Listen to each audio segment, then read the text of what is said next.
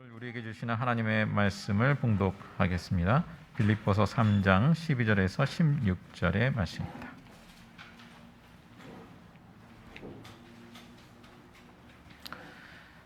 청년 어린이 부는 이동합니다. 빌립보서 3장 12절에서 16절의 말씀.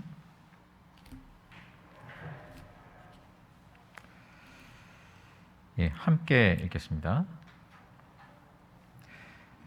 내가 이미 얻었다 함도 아니요 온전히 이루었다 함도 아니라 오직 내가 그리스도 예수께 잡힌 바 된 그것을 잡으려고 달려가노라. 형제들아, 나는 아직 내가 잡은 줄로 여기지 아니하고 오직 한 일, 즉 뒤에 있는 것은 잊어버리고 앞에 있는 것을 잡으려고 표대를 향하여 그리스도 예수 안에서 하나님이 위에서 부르신 부름의 상을 위하여 달려가노라. 그러므로 누구든지 우리 온전히 이룬 자들은 이렇게 생각할지니 만일 어떤 일에 너희가 달리 생각하면 하나님이 이것도 너희에게 나타내시리라. 오직 우리가 어디까지 이르렀든지 그대로 행할 것이라. 아멘. 자, 오늘 나눌 말씀은 지난 14주간 나눈 그 성경의 문맥을 따라서 그 하나님의 말씀을 읽고 연구하고 묵상할 때 그 성령님께서 우리를 어떤 믿음과 삶으로 인도하실까를 오늘 본문 말씀을 통해서 생각해 보고자 합니다. 그러니까 지난 14주간의 어떤 그 결론이라 이렇게 표현할 수 있겠습니다. 먼저 7문장으로 읽는 구약과 신약 14주간의 그 제목만 다시 열고 해보면 이렇습니다. 구약은 창조, 아브라함, 출애굽, 다윗, 예언서, 복음, 시편과 지혜서. 또 신약은 성취, 하나님 나라, 십자가, 은혜, 언약, 성령, 완성. 내용이 떠오르시나요? 또 이렇게 중간중간 빼먹으신 분들도 계실 수 있겠는데, 자, 성경을 이처럼 우리가 성경의 그 문맥, 그 중심 문맥을 따라서 또 읽고 묵상할 때 성령님께서는 우리 안에 어떤 믿음과 삶을 형성해 가실까라는 질문이죠. 크게 4가지로 이 시간 정리해 볼 수 있겠습니다. 첫 번째는 성령님께서는 이 성경 말씀을 통하여 예수님을 깊이 알고 만나게 하시죠. 우리가 예수님을 만나는 중요한 자리, 첫 번째 자리가 어디인가? 바로 성경 말씀입니다. 우리가 이제 세례를 받을 때 이제 확인하는 주된 내용이 있죠. 그것이 예수 그리스도에 대한 믿음을 확인하게 되죠. 기억을 하시나요? 그 핵심 질문 2가지를 말씀드린다면 이렇습니다. 주 예수 그리스도께서 하나님의 아들이심과 죄인의 구주이심을 믿으며 말씀에 따라 구원하실 분은 오직 예수님 뿐이신 줄 알고 그를 믿으며 그를 의지하십니까? 그리고 또 한 질문은 여러분은 지금 오직 성령의 은혜에 의지하여 그리스도를 좇아 모든 죄를 버리고 그의 가르침대로 살기로 작정하십니까? 세례받은 분들은 모두 이 질문에 믿음으로 응답하고 세례를 받았죠. 저 역시 기억이 가물가물합니다만 중학교 3학년 때를 기억하는데요. 신앙 고백하고 세례를 받았거든요. 그러나 예수가 그리스도라는 의미, 예수님이 하나님의 아들이라는 의미 별로 잘 알지 못했어요. 제가 기억하기로는. 십자가의 죄사함과 구원을 믿음으로 고백했지만 그 의미를 아주 그냥 표피적으로 알았습니다. 성경을 한 번이라도 읽고 세례를 받았느냐 하면 그렇지도 못했어요. 그럼에도 불구하고 예수를 믿는다 하고 세례를 받았죠. 자, 그러면서도 예수님에 대해서 더 알아야 하는지도 알지 못했어요. 그런 부분에 그 이상의 어떤 관심을 갖지 못했습니다. 근데 또 한편으로는 그 학창 시절 교회에서 매일같이 있는 그 기도 모임에 지속적으로 참여하기도 했거든요. 열심히 기도하느냐고 하기도 했습니다. 그러나 기도는 기도대로 하면서도 예수님을 알고자 성경 말씀을 잘 살펴봐야 한다는 것을 알지 못했어요. 인식하지 못했어요. 자, 그러다 보니까 저 자신 이제 대학 신학교에 가서도 그 처음 접하는 그 신학의 과정이 굉장히 어렵게 다가오는 겁니다. 성경을 좀 알고 신학을 배웠으면 좀 더 낫을 텐데 라는 그런 생각이 듭니다. 그래서 이 신학을 배우는 과정이 곧 예수님을 알아가는 과정이었냐 하면 꼭 그렇지만은 않았습니다. 오히려 이제 신학을 통해서 기존에 세웠던 믿음을 해치하는 과정이었죠. 근데 이제 그것도 필요한 과정이긴 했습니다. 기존의 그 고정관념으로 세워진 그 어떤 신앙의 골격을 다시 해치하는 거예요. 다시 세우는 거예요. 자, 아무튼 그 이후로도 이 예수님을 알아가는 것은 저 자신 참으로 더딘 과정이었다. 이렇게 회상합니다.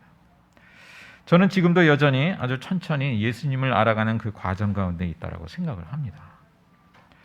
자, 지나온 과정을 생각해 볼 때, 주님께서 나를 보실 때 얼마나 글쎄요, 주관적인 생각입니다만 얼마나 답답하셨을까 그런 생각을 해봅니다.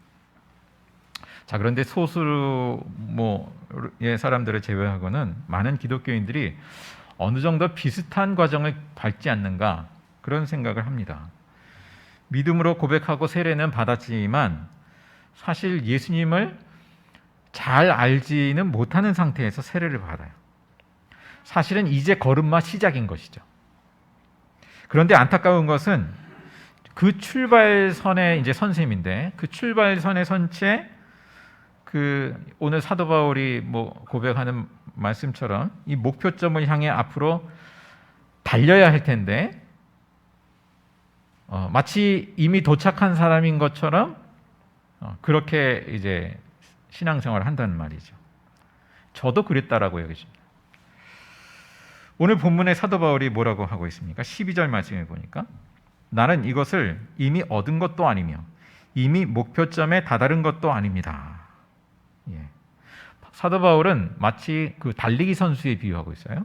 달리기 선수처럼 목표점을 바라보고 앞을 향해 자신은 달려간다라는 것이죠. 자, 우리가 세례를 받았다는 것은 목표점에 도달한 것이 아니라 이제 출발선에 섰다라는 말입니다. 자, 성경 말씀이 증거하는 예수님을 알고자 관심을 갖고 성경 말씀을 따라 한 걸음 한 걸음 달리든 걷든 간에 꾸준히 나아가는 그것이 필요한 것이죠. 이 과정은 끝이 없는 것이고요. 단지 내가 어떤 성경의 지식을 습득하는 과정이 아니라 성령님의 인도하심을 따라서 깨달아가는 과정, 예수님을 알아가는 과정이죠.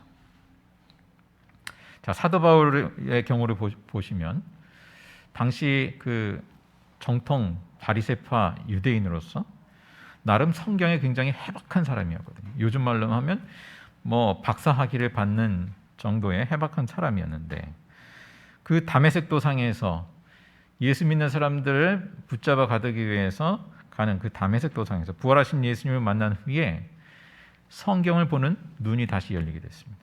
구약 성경을, 그때 당시 성경은 구약 성경이니까요. 구약 성경을 다시 새롭게 깨닫게 됐습니다.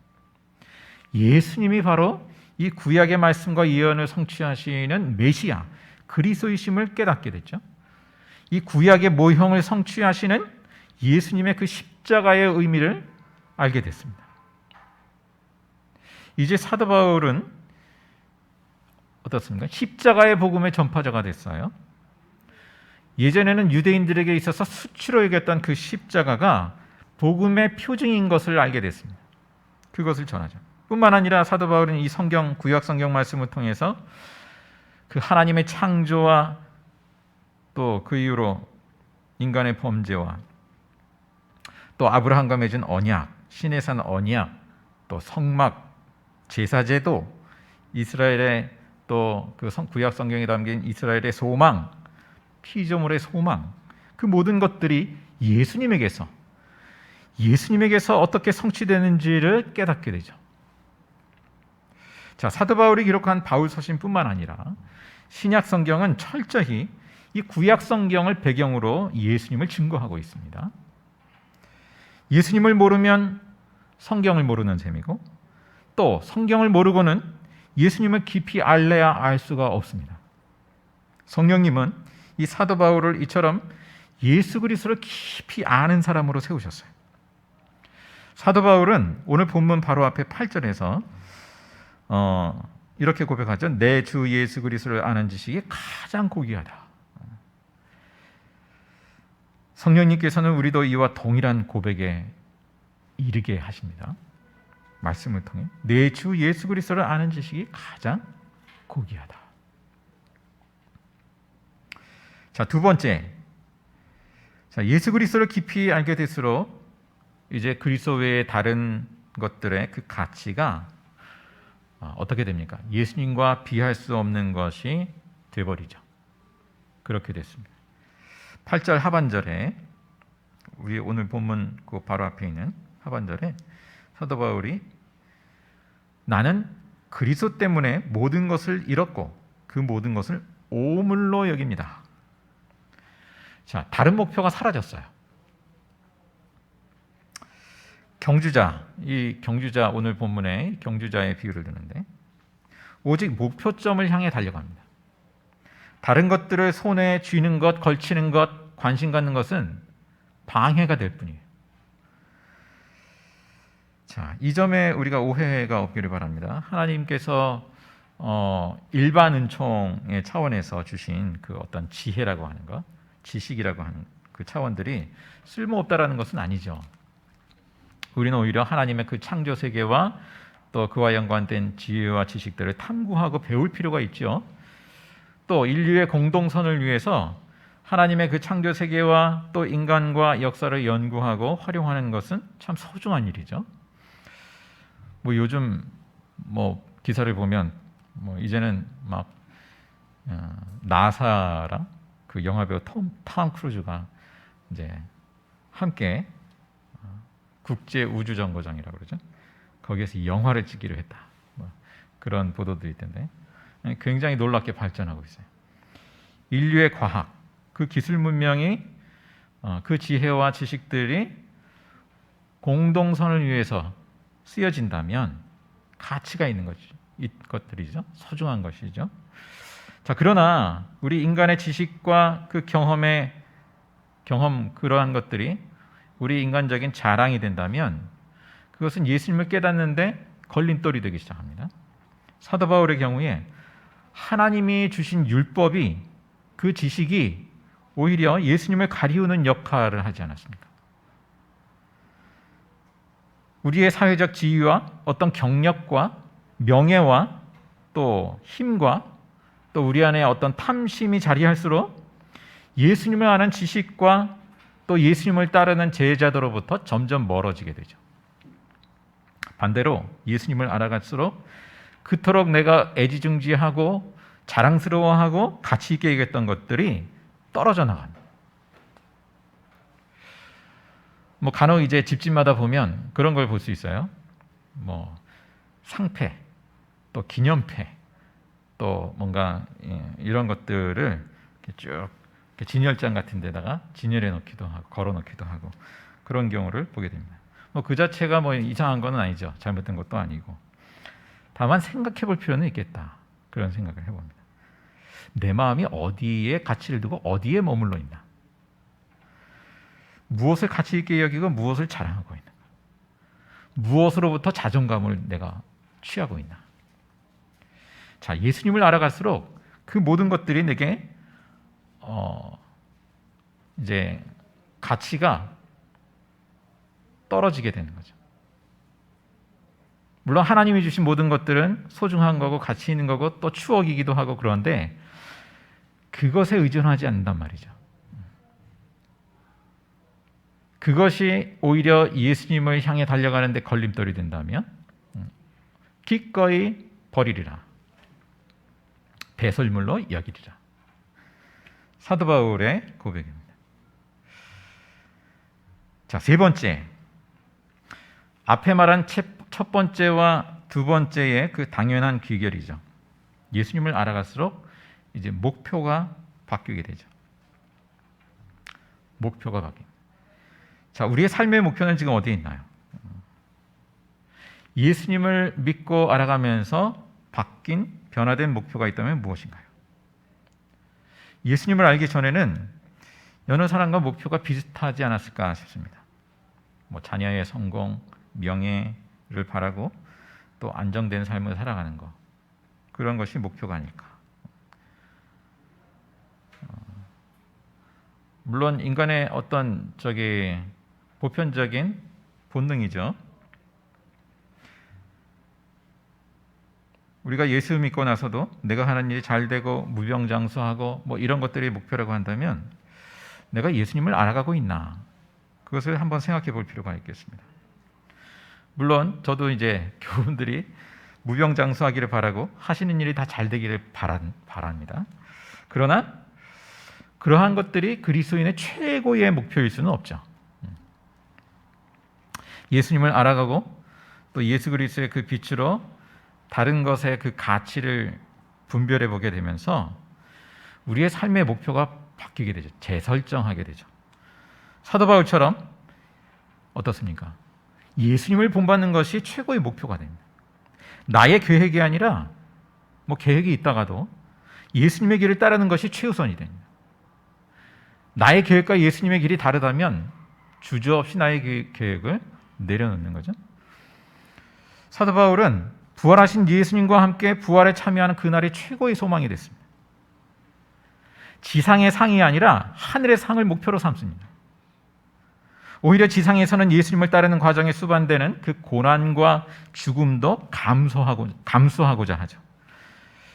자, 이처럼 예수님을 본받고 예수님의 부활에 참여하는 그 목표를 향한 그 사도 바울의 다른 박질, 그것은 이제 하나님이 부르시는 그날까지 이제 계속되는데, 그래서 이제 사도 바울이 오늘 본문에 달리기 경주에 비유하지 않습니까? 13절 말씀에 보면 이렇게 또 말씀하고 있죠. 형제자매 여러분, 나는 아직 그것을 붙들었다고 생각하지 않습니다. 내가 하는 일은 오직 한 가지입니다. 뒤에 있는 것은 잊어버리고 앞에 있는 것을 향하여 몸을 내밀면서, 마치 달리기 선수가 몸을 내밀면서 달리듯이.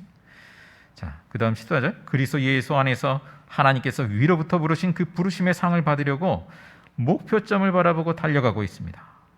목표점을 바라보고 달려가고 있습니다. 자, 우리는 지금 무엇을 목표점으로 삼고 달려가고 있나요? 성령님께서는 예수 그리스도를 알아갈수록 그 예수 그리스도 안에서 우리의 목표를 바꿔주시죠. 자연스럽게 바뀌게 하시죠. 자, 네 번째, 성경을 통해 예수님을 알아갈수록 예수님을 본받고자 하는데, 특별히 사도 바울의 고백 중에 아주 중요한 부분은 예수님의 십자가를 본받고자 한다는 것입니다. 자, 갈수록 느끼는 것은 이 점이 매우 중요하구나 라는 것이죠.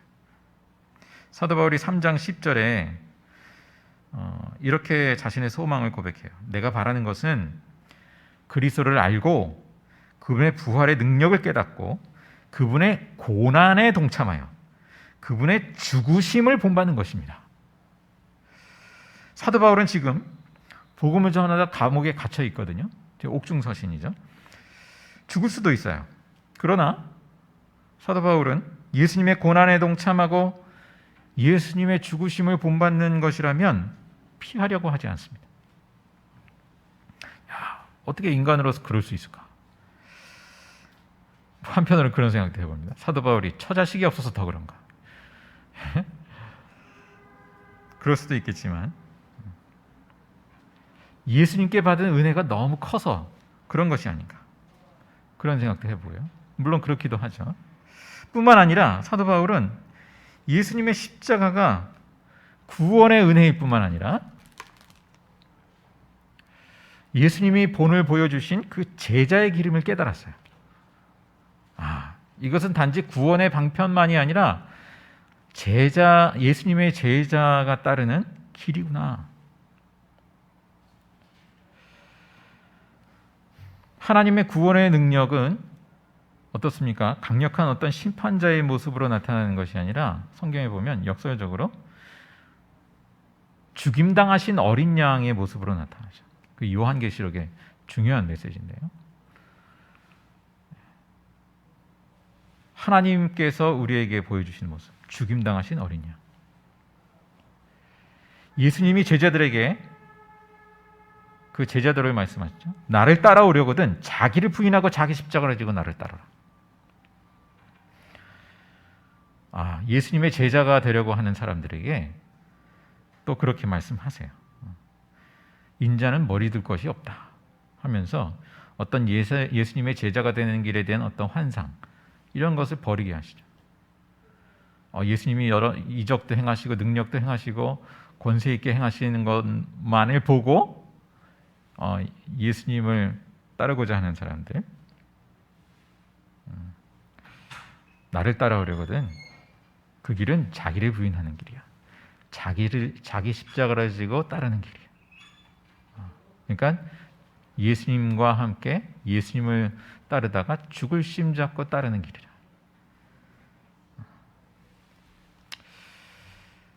자, 사람들은 또 우리는 보통 고생 끝에 낙이 올 것을 기대하기에 고생을 감수하지 않습니까?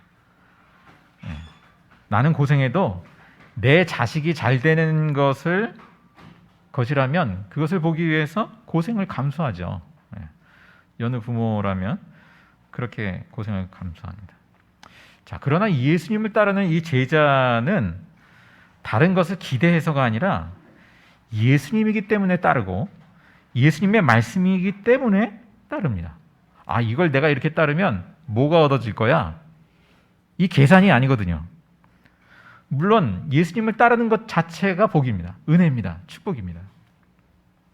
자, 이 점에서 예수 믿으면 소위 땅에서도 축복받고 죽어서도 축복받는 신앙, 이 메시지가 굉장히 우리나라에 그동안 많이 있었어요. 예수 믿으면 땅에서도 축복받고 죽어서도 축복받는, 손해볼 게 전혀 없는. 자, 이게 어찌 보면 맞는 말인데 땅에서도 당연히 이건 궁극적으로는 축복이죠. 죽어서도 축복이죠. 그러나 우리가 듣는 회중의 입장에서는 다르게 듣죠. 땅에서도 축복이고 내 인간적인 생각에 축복이고 죽어서도 축복받는, 여기에 십자가의 복음은 빠진 거예요. 듣는 회중의 입장에서는. 자, 결국 어떻습니까? 이렇게 십자가의 복음이 아닌 복음을 받아들이게 되면 어떻습니까?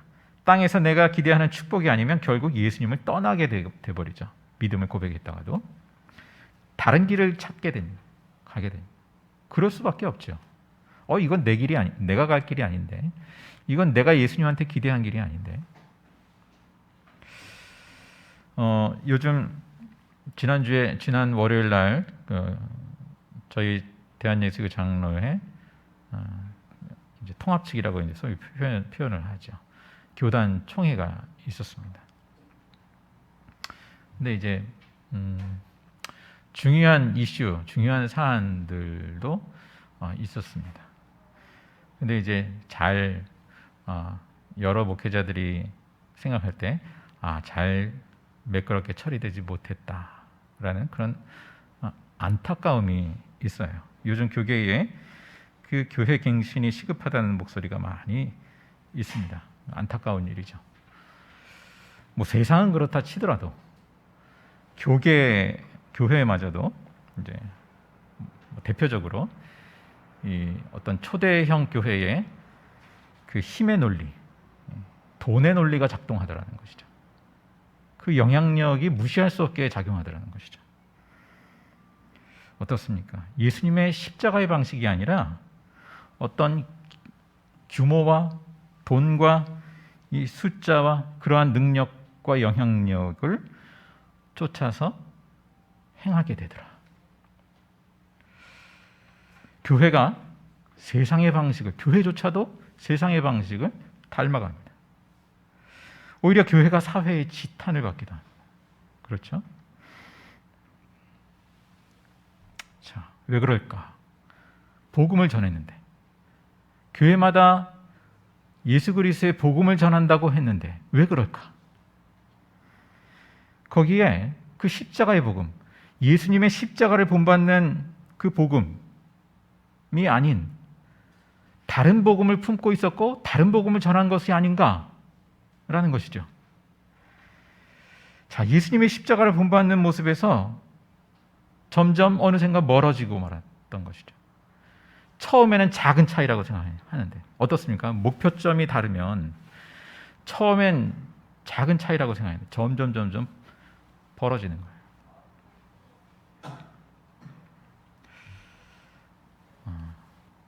요즘 뭐 그뿐만 아니라 또 예전에도 한번 이제 분별하는 의미에서 말씀드린 적이 있었습니다만, 어떤 그 전 모 목사님과 무슨 사랑제일교회를 중심으로 해서 벌어진 일련의 그 과정들, 거기에 여러 또 기독교인들이 사실상 참여를 했는데 참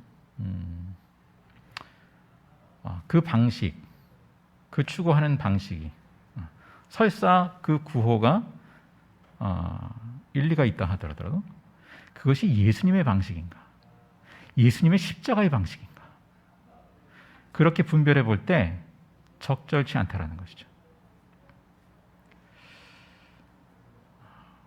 우리가 잘 분별해 봐야 되겠습니다. 무엇이 예수님을 따르는 길인가? 무엇이 예수님의 십자가의 방식인가?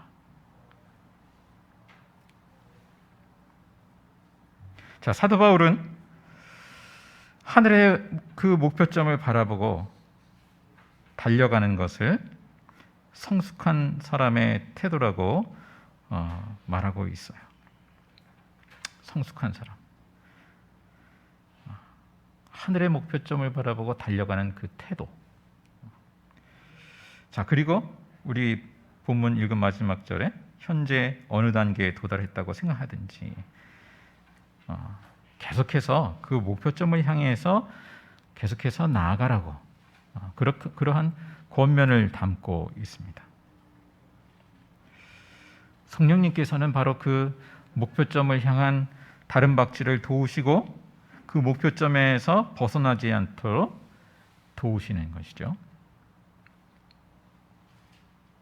자, 현재 나는 예수님을 그 알아가는 과정 가운데 있는지, 예수님을 따르며 본받고 있는지,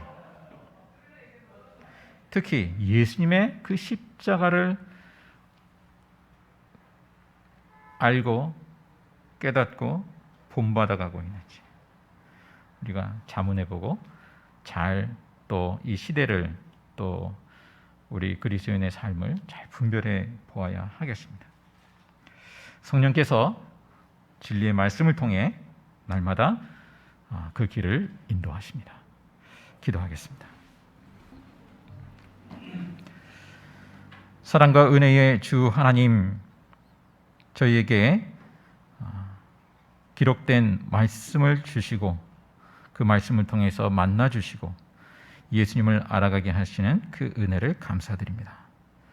그러나 여전히 저희의 눈이 어두워서 예수님을 잘 알고자 하지 못하고 또 그렇게 예수님을 더욱 깨달아 알지 못하는 모습도 많이 있습니다.